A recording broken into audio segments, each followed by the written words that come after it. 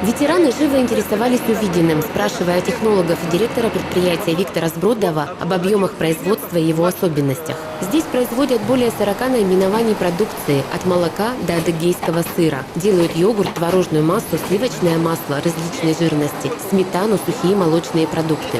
Вся продукция маркирована информационным знаком «Зауральское качество», а это значит, что она изготовлена из местного сырья в соответствии с требованиями к качеству и безопасности и не содержит ГМО. Особое внимание уделяется качеству принимаемого сырья. Строгий контроль действует на всех стадиях производства. На предприятии системно ведется работа по модернизации производства. Кроме того, здесь ежегодно осваивают новые виды продукции, к примеру, ацидофилин, закваску и йодированное молоко.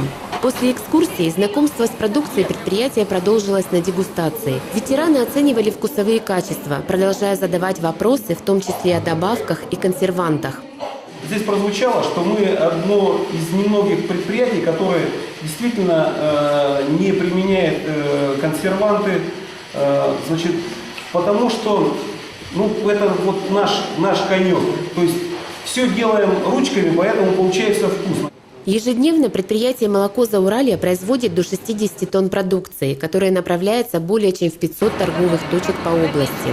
В год здесь перерабатывают до 20 тысяч тонн молока, закупаемого у местных товаропроизводителей. Мы давно испытывали потребность в дополнительной информации, как подтверждается на деле знак «Зауральское качество».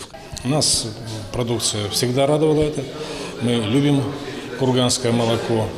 Ветераны заверили, что теперь не только сами будут покупать продукцию, но и будут рекомендовать ее детям и внукам. Светлана Епифанова, Александр Менщиков, информационное агентство «Курган.ру».